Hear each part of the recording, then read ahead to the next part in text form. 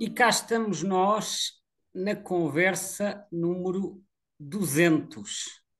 Praticamente pouco mais de 2 anos depois de começarmos esta série de conversas, eis que atingimos mais um marco importante. Dou as boas-vindas aqui ao meu parceiro destas conversas, o Zé Sousa. Olá. Então, tudo bem? Devíamos ter agora aqui uma multidão a aplaudir 200 conversas. Isto é que é vontade. Hein? Eu já disse isto anteriormente, que nós não vamos ficar por aqui. Temos planos para continuar. Se tudo correr bem, e digo isto porque a pessoa nunca sabe muito bem se a disponibilidade para manter este ritmo vai continuar, mas se tudo correr como até aqui, tencionamos chegar pelo menos às 300. E já agora, antes de passarmos à conversa de hoje, gostava de partilhar aqui apenas um comentário que foi colocado há dias numa das conversas, porque as nossas conversas são carregadas no YouTube e há pessoas que às vezes deixam lá diversos comentários às conversas. E há dias houve uma pessoa que escreveu qualquer coisa como isto. Tenho gostado muito de acompanhar estas conversas, mas onde é que está a conversa sobre a rola turca? E é verdade, é um apontamento muito curioso, porque de facto nós já chegámos às 200 espécies, e eu recordo que estas espécies têm estado a ser abordadas pela exata sequência com que elas entraram na minha lista pessoal desde que eu comecei a ver aves em 1987, e realmente a rola turca ainda não apareceu. E pode parecer um bocadinho estranho como é que uma pessoa que se dedica a ver aves selvagens, essencialmente em Portugal, embora tenha aqui incluído algumas observações do estrangeiro, chega às 200 espécies e consegue não ver uma rola turca. Parece estranho, mas a realidade é que na década de 80 quase não havia rolas turcas em Portugal. Já havia, mas havia muito poucas. E portanto decorreu bastante tempo até eu ver uma rola turca pela primeira vez, e a primeira vez que eu vi nem sequer foi em Portugal. Essa informação será explorada em breve, e posso desde já adiantar que será no episódio 212. Portanto, fica aqui o spoiler. O episódio 212 será então dedicado a esta espécie que ainda não foi abordada neste conjunto de conversas, que é a rola turca, tal como ainda há diversas outras espécies que hoje em dia são razoavelmente comuns, mas que nos anos 80 não eram, e que por isso tardaram bastante em aparecer na minha lista. Portanto, a seu tempo iremos abordar as espécies que por aqui ainda não passaram, ainda que algumas delas possam ser um bocadinho surpreendentes pelo tempo que demoraram a aparecer. Pronto, É feito preciso este. é calma. Até porque normalmente, como qualquer pessoa começa a observar aves, tipicamente as primeiras sessões, os primeiros tempos de observação são sempre tempos de adicionar espécies, adicionar, não é? Depois Claro, a mas, coisa mas, começa a mas atoar. normalmente as que aparecem primeiro são as mais comuns, como é normal. Só Claro. que a rola turca, de facto, nos anos 80, não era comum em Portugal. Eu falarei sobre isso então quando chegar ao episódio 212. Agora, feito este introito, vamos passar ao tema que nos trouxe aqui hoje, que é uma espécie da Suécia. Pois é, este é um pequenino passeriforme, não é? E que não aparece por cá em Portugal, não é? Não há Não, registros nenhuns de. é um Estamos a falar passarif. do chapim da Lapónia, certo? O Chapim da Lapónia, precisamente. Portanto, eu recordo, como já foi referido nas viagens, não é nas viagens, nos episódios anteriores, que eu, no verão de 1989, fui fazer um Interrail até à Suécia com o meu amigo João Cruz. O João Cruz não era observador de aves, mas gostava de passear, e, portanto, ia também vendo as aves comigo, embora talvez tenha o mesmo grau de interesse que eu. E então eu já referi nas conversas anteriores que nós fomos primeiro até ao norte da Suécia, até um parque nacional chamado Abisko, que fica mesmo no extremo norte, perto da cidade norueguesa de Narvik. E depois, ao fim de 3 dias em Abisko, tomámos o comboio em direção a sul e deslocámos talvez uns 150 quilómetros e saímos numa cidade chamada Gallivare. Também fica ainda a norte do Círculo Polar, portanto, bastante, ainda a uma latitude elevada, mas já num habitat completamente diferente. Porque Abisko já fica quase na tundra, onde já só há bosques de bétulas, que são assim umas folhosas, enquanto que em Galivara já estamos na taiga. A taiga é aquela vastíssima cintura de florestas de resinosas, portanto de coníferas, que se estende pelas latitudes boreais ali entre os, grosso modo, entre os 60 e os 67 graus norte, mais coisa, menos coisa. Mesmo lá para cima. Como? Mesmo lá para cima. Sim, mas são as chamadas florestas boreais, mas que estão antes da tundra.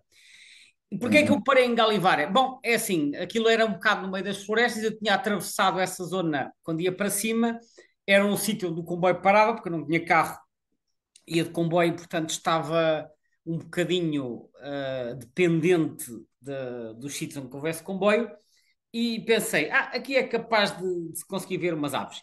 E a verdade é que paramos em Galivara, pá, e durante um dia, não foi muito mais do que isso, mas foi o suficiente para conseguir encontrar 4 espécies novas. A primeira das quais vamos falar hoje então, que é o chapim da Lapónia. Este chapim faz lembrar um bocadito o nosso chapim carvoeiro, talvez com um aspecto assim um bocadinho mais rechonchudo e umas cores um bocadinho diferentes. Eh, portanto, eu que nunca vi também esta espécie, ele é pequenino como o chapim carvoeiro.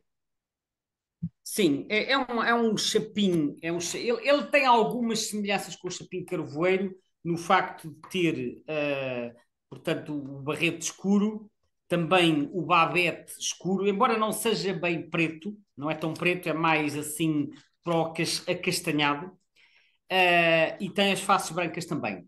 Não tem a tal manchinha branca na nuca que tem o chapim carvoeiro. Ele é, apesar de tudo, um bocadinho maior. Portanto, este chapim não é tão pequeno como o nosso carvoeiro. O carvoeiro tem 10 a 11,5, que é também o tamanho do chapim azul, que anda ali entre os 10,5 e os 12.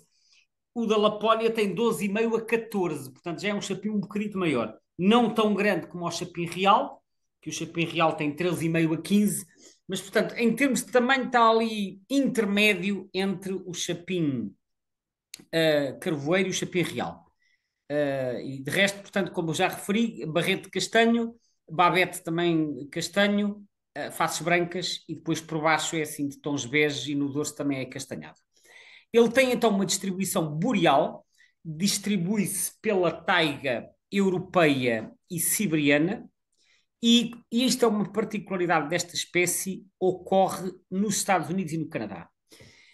Eu gostava de referir que a família a que esta espécie pertence, que é a família dos parídeos, que contém então os chamados chapins verdadeiros, é uma família de distribuição muito vasta, que está representada na Europa, na maior parte da Ásia, na América do Norte até ao México, na maior parte da África e ainda na Indochina, vão quase à Austrália, não chegam bem, param ali numa linha. Lembras-te de um webinário que fizemos aqui há tempos sobre o Paleártico Ocidental? E Em que falaste ali da daquela linha, fossa. da linha do Wallace, que Exatamente. separa um bocado das regiões faunísticas da Eurásia e da Australásia. Bem, eles passam um bocadinho a linha do Wallace e vão até uma outra linha que foi proposta mais a leste, que é a linha de Lydekker e a linha de Weber, portanto, que chegam um bocadinho mais para lá, que apanham a maior parte das ilhas da Indonésia, mas que já não entram na Papua nem na Austrália. Portanto, eles não chegam à Austrália, não há chapins na Austrália. Não há chapins da família dos parídeos. Agora, há uma data deles, não só na Europa, mas em África há muitos, na Ásia há imensos, e depois há alguns na América do Norte, o Carolina Chickadee, o Mountain Chickadee, o Mexican Chickadee, eu já vou explicar o que é isto de Chickadee. E depois há uma única espécie que ocorre simultaneamente no Velho Mundo e no Novo Mundo, que é este, o chapim da Lapónia. Portanto, o chapim da Lapónia tem uma área de distribuição que vai desde a Noruega e a Suécia para leste, pela Finlândia, estende-se pela Rússia fora e depois passa para o Alasca e para o noroeste do Canadá. É o único parídeo que está presente então nos dois continentes, portanto, americano e Eurásia. Agora, eu agora ia explicar isto do Chickadee. Nós sabemos que na Europa os chapins em língua inglesa são designados por tit, né? Great tit, blue tit, coal tit para o carvoeiro, e este é o Siberian tit, é o chapim siberiano em inglês. No caso dos Estados Unidos e do Canadá, os chapins, que são da família dos parídeos, que ocorrem lá, em vez de Tite, eles usam o nome de Chickadee. Desculpa, Chickadee. Por isso é que tem o chapinho da Carolina, que é o Carolina de Chickadee, o Black Cap de Chickadee, que é o chapinho de Barreto Preto, portanto o Poecilia atricapilus, tem o Mexican, o Northern, o Mountain, e tem este que eles chamam Grey-Headed Chickadee. Porquê? Porque este na América tem outro nome. Ou seja, é o único chapinho que eu saiba, é o único chapinho que tem dois nomes em inglês, que é Siberian Tit na Europa e Grey-Headed Chickadee nos Estados Unidos e no Canadá. Portanto, por ser a única espécie que ocorre realmente em ambos os continentes. Essa espécie não era considerada a mesma espécie do tal Black Cap Chickadee? Não, eu acho que esse nós falámos outro dia, mas eu acho que esse era o chapim montês, se não me engano. Que nós falámos outro dia, que tinha sido descoberto na Suíça, e que ocorre na Europa, que eu vi pela primeira vez em Abisko, e que esse sim é bastante, é muito próximo taxonomicamente com o chapim de Barreto Preto, que é o Black Cap de Chickadee, que é o Poecilia atricapilus, que assim tem o Barreto Preto. Este siberiano, que eu saiba, não tem essas afinidades com nenhuma outra espécie americana. O que acontece é que este chapim da Lapónia, na verdade, não é uma espécie americana. Isto é uma espécie eurasiática que acabou por entrar um bocadinho pelo continente americano. Embora eles digam que ele estará relacionado com um outro que ocorre no nordeste do Canadá, que é o Boreal Chickadee, que é o Poecilia udsónicos. Mas penso que as afinidades não são tão grandes. Hum, Esta espécie tem, por causa da sua distribuição, tem um estatuto um bocado variável. Ele é considerado globalmente como least concern, portanto não preocupante, não é? Ou menos preocupante, mas há uma série de sítios onde ele tem estatuto de outros tipos de estatutos de ameaça, nomeadamente na Suécia, precisamente, e no Canadá. Bom, o que é que acontece? Este chapim, embora tenha uma área de distribuição muito vasta, ele é globalmente pouco abundante. E, portanto, isto significa que ele ocorre geralmente em densidades não muito elevadas. E, portanto, uma espécie, embora ele não esteja ameaçado a nível global nem na Europa, não é uma espécie muito abundante. Eu tive a sorte, quando estava lá, parei em Galivara, fui dar uma volta assim nos arredores da cidade, lá no meio das florestas, e por acaso vi lá um ou dois, não me recordo já quantos eram. Eles não são raros, mas não é uma espécie abundante. Eu corria lá naquelas florestas da taiga. Agora, o que eu li, aliás, se fores ver o mapa do EBBA, do segundo Atlas Europeu, a distribuição deles tem estado a encolher bastante, nomeadamente na Escandinávia. Portanto, tem estado a encolher de sul para norte. Portanto, eles têm estado a perder área de distribuição e têm-se estado a deslocar, aparentemente, o centro da área de distribuição tem-se estado a deslocar mais para norte. Do que eu li, eles são um bocadinho dependentes da existência de árvores velhas. Aliás, nós já falámos disto recentemente na conversa sobre o chapim montês, que é o Poecile montanus, que é uma espécie do mesmo género Poecile, tem estado a diminuir em Inglaterra e noutros países por causa do abate de árvores velhas. E o abate de árvores velhas, que são as árvores que têm buracos. Sabes que eu, numa visita posterior à Suécia, que fiz em 1995, e que fui também à Lapónia, eu por acaso parei lá num sítio também no meio das florestas e estavam lá outros observadores que chamaram a atenção para um ninho de um chapim da Lapónia num buraco de uma árvore a 3 metros do chão, e eu tive a oportunidade de ver a poucos metros e até de fotografar a ave, que ele estava a sair do ninho com o saco fecal. Era um buraquinho numa árvore, podia ser um buraco feito por um pica-pau. Mas era uma cavidade natural. E, portanto, eles estão dependentes de cavidades naturais. Ora, o que eu li, nomeadamente no Birds of the World, que eles falam também enfim, dos efeitos, dos fatores que podem ser ameaças para a conservação, é que a maior ameaça para esta espécie é o corte das florestas boreais. Florestas boreais são estas da taiga, portanto, destes bosques de coníferas do norte. E que sabes que nos países nórdicos, embora nós às vezes falemos muito da destruição das florestas amazónicas e tropicais, que obviamente é um problema ao nível global, mas às vezes isso pode-nos fazer passar despercebido o facto de que nos países nórdicos, e nomeadamente na Suécia e na Finlândia, por exemplo, também se faz imenso corte de florestas. Eles têm grandes áreas de florestas, mas faz-se imensos cortes de florestas, e nomeadamente deitam abaixo as árvores velhas e as maiores, que às vezes são aquelas que têm mais potencial para ter cavidades, e em vez disso substituem por aquelas monoculturas de produção.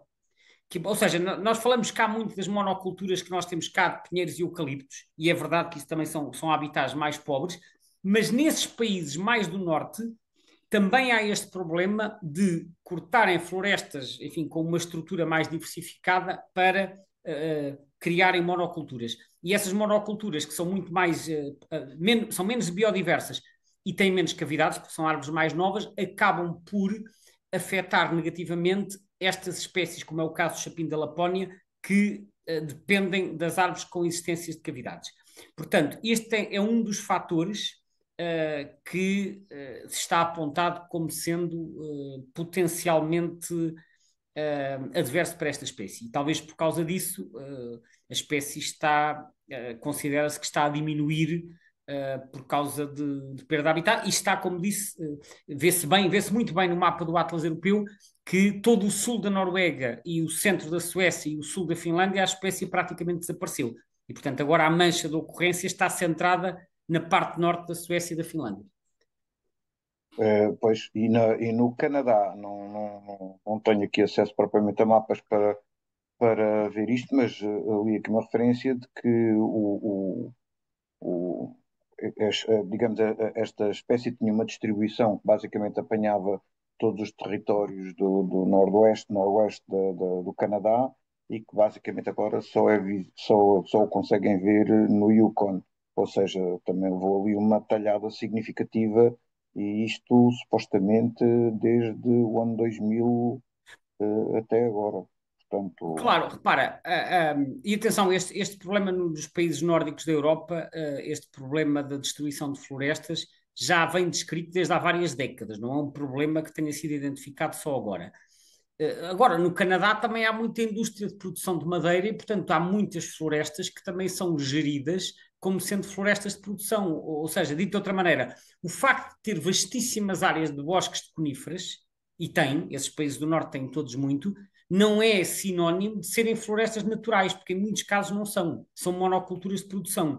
E, portanto, depois são florestas que acabam por ter relativamente poucas aves. Portanto, depende da diversidade, depende da forma como forem geridas, mas estas espécies que precisam de cavidades para se reproduzir estão dependentes da existência de árvores velhas, e por isso as medidas de conservação para esta espécie, que, como disse, está a diminuir, passam por manter, pelo menos em certas zonas, deixar sem cortar as árvores maiores e mais velhas, que às vezes são aquelas que já começam a ficar esburacadas, porque são importantíssimas para as aves que ficam em cavidades. Não estou a falar só deste chapim, estou a falar de outros chapins, estou a falar de pica-paus, que também há algumas espécies que estão dependentes de árvores mais velhas que sejam perfuráveis, portanto, até corujas, que às vezes fazem ninho em cavidades. Portanto, árvores velhas são importantes para várias espécies, e é importante que isto seja levado em conta, seja na Suécia, ou na Finlândia, ou cá, ou noutros países. pois eles no Canadá indicam também uma outra potencial causa, é que são a questão das alterações climáticas, e no caso concreto que eles têm tido, e nós sabemos, de vez em quando ouvimos notícias disso, de condições atmosféricas severas, alteração das temperaturas, extremas, e dos ciclos de gelo e de gelo. Portanto, aquilo é uma das causas que eles também apontam neste caso. Estamos a falar de, portanto, acho que é aquele comitê, não sei do quê, da da proteção da wildlife lá dos canadianos que faz este tipo de observações. Pois, enfim, nós já falámos anteriormente do facto que as alterações climáticas agora são invocadas a torto e a direito para justificar quaisquer alterações na distribuição das aves. Eu às Mas, vezes este, tenho. mas estes Hã? têm tido, têm batido recordes de temperaturas elevadíssima e coisas Eu, deste género eu lá sei, eu sei, ó Zé, eu sei Canadá, disso. Canadá, lá para cima para estes. Eu sei disso e na Europa acontece o mesmo. O que eu acho que às vezes falha nesse raciocínio é que se parte do pressuposto de que o único fator que vai afetar a distribuição das aves é a alteração de temperatura. Não, eles aqui dizem que a alteração, que destas alterações, ou que estas condições, digamos, atmosféricas extremas, afetam as zonas de nidificação, afetam as zonas de alimentação, afetam as zonas onde eles, pelos vistos, alimentam, armazenam comida e coisas desse género. Portanto, é possível, atenção, eu não conheço bem os estudos canadianos, se bem que no Birds of the World eles dizem uma coisa curiosa que é, apesar de ser o chapim mais raro da América do Norte, de todos os vários poecilas que eles têm lá, que eu acho que são uns seis, apesar de tudo, muitos aspectos da sua biologia são mais bem conhecidos do que de qualquer outro chapim americano, mas devido a muita investigação que já foi feita na Europa, particularmente na Escandinávia. Portanto, eu não sei com que profundidade é que eles estudaram este chapim no Canadá e no Alasca, até porque ele ocorre em zonas um bocado remotas. Eu não estou a dizer que não haja esses fatores adversos também, mas, e eu já comentei isto a propósito de outras espécies, quando há alterações na distribuição e na população de qualquer espécie, seja para mais, seja para menos, normalmente as mexidas no habitat estão à cabeça.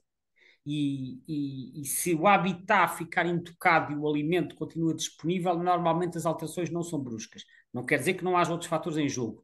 Mas, por isso é que eu acho sempre que atribuir estas alterações bruscas, que pelo menos na Europa foi uma diminuição bastante grande, atribuir às alterações climáticas parece-me sempre uma explicação um bocadinho simplista. Não estou a dizer que as alterações climáticas não tenham aqui o seu papel de maneira nenhuma, mas acho que é sempre importante ir para além disto. E eu, lendo o que li sobre o que se passa na Escandinávia, não me surpreenderia que no Canadá houvesse o mesmo tipo de problema de andarem a cortar árvores velhas e a substituir por monoculturas e que isso acabe por reduzir as oportunidades de reprodução desta espécie. vamos aproveitar aqui os últimos minutos da nossa conversa para nos falares aqui sobre a taxonomia, como é que esta espécie foi identificada e como é que foi a evolução desta taxonomia do Poecile cinctus. Exato. Ora bem, então a taxonomia, para começar, este chapim foi inicialmente colocado no género Parus. Parus, como acontece com a generalidade dos chapins, foi um género criado pelo Linnaeus aliás, tu também começaste a observar aves numa altura em que os nossos chapins ainda eram todos pares, não é? E depois, recentemente, é que houve aqui uma reclassificação e foram divididos numa data de géneros. Ora bem, esta espécie foi descrita em 1783, portanto 25 anos depois do sistema Natura do Linneu, que foi em 1758, e a espécie é descrita pela primeira vez por um naturalista holandês chamado Peter Bodaert. Ele era médico e naturalista. Aliás, é curioso a quantidade de naturalistas do século XVIII e XIX que eram médicos também. Portanto, eu acho que havia um número considerável de médicos que também se interessavam pelo estudo da natureza. Certamente também haveria aqui uma ligação na parte das ciências. E então ele descreve esta espécie e a localidade tipo foi na Sibéria. Na Sibéria, não especifica exatamente aonde. Foi na Sibéria. Depois, mais tarde, então, quando há esta reclassificação há uns anos, é que isto passa para o género Poecila. Poecila eu já expliquei no outro dia a propósito da conversa de Chapim Montes. Poecila vem do grego poikilos, quer dizer colorido. Enfim, nem o Chapim Montes nem este é muito colorido, mas eventualmente isto deriva de poikilidos, que era uma ave também não identificada, descrita na antiguidade, portanto, no grego antigo. E, portanto, este género é proposto em 1829 por um senhor chamado Kaup, e depois foi abandonado e depois foi recuperado recentemente e vários chapins europeus então foram colocados no género Poecile. O cinctus quer dizer que tem uma cinta, é cintado se quiseres, portanto quer dizer que tem é como se tivesse uma cinta, uma cintura, uma banda na cintura, que é um bocadinho estranho porque ele assim à vista, nem este, nem o chapim palustre, que foi a espécie tipo, apresenta assim nenhuma banda na cintura. Não sei porque é que o Baudelaire propôs o nome Cinctus. Às vezes há assim uns nomes que são propostos e que eu fico com a sensação de, se não tiverem sido enganos, que o autor da descrição identificou ali um padrão qualquer que nós neste momento não, para nós não é evidente, portanto, ou então foi uma má interpretação às vezes da palavra, não sei. A verdade é que, portanto, isto quer dizer ave colorida com um cinturão, se quiseres, cintos pode ser um cinturão ou uma banda de cintura, uma coisa assim. E, portanto, Poecilia cinctus tem 4 subespécies, esta ave, tem uma na Lapónia, que foi aquele que eu vi, que é o Poecilia cinctus lapónicos, tem outro na Sibéria e no norte da Rússia, tem outro no sul da Sibéria e no noroeste da Mongólia, e depois tem um quarto no noroeste dos Estados Unidos, no Alasca e no Yukon do Canadá. Portanto, resumidamente é esta a taxonomia deste TIT, ou então Chickadee, que é como os americanos chamam aos chapins. Esta palavra cinctus acho que também levou aí umas mexidas, não é? Passou a cincta, depois voltou para cinctus, não é? Bom, cincta é o feminino. Há uma andorinha em África que é a Riparia cincta. Agora não é Riparia, agora mudou de nome, acho que é Neofedina. Portanto, não te esqueças que as palavras em latim também têm géneros e deve haver concordância de género entre o substantivo e o adjetivo. E, portanto, se o substantivo for feminino, o descritivo será cincta. Se o substantivo for masculino, o descritivo será cinctus. Portanto, é como ater e atra. Nós temos o periparos ater, que é masculino, mas depois temos por exemplo, o galeirão, que já é feminino, fúlica é feminino, é fúlica atra. Portanto, as terminações às vezes têm a ver com a gramática latina. E quando uma espécie muda de género, que acontece às vezes, tem que se adaptar a terminação para haver concordância de género, porque, embora o nome científico não deva mudar, o nome específico, deve haver respeito pelas regras gramaticais do latim. Portanto, às vezes essas terminações têm a ver com isso. E pronto, ficamos por aqui. Esta é a nossa conversa número 200. Uma ave que, curiosamente, não ocorre por cá por Portugal. Venha à próxima, na 201, já vamos ter uma ave que pode aparecer por cá, não é verdade? É verdade, sim, senhor. Portanto, agora despeço-me, mas é um até já, porque voltamos para a 201, como referiste. Obrigado a todos. Até breve. Até à próxima.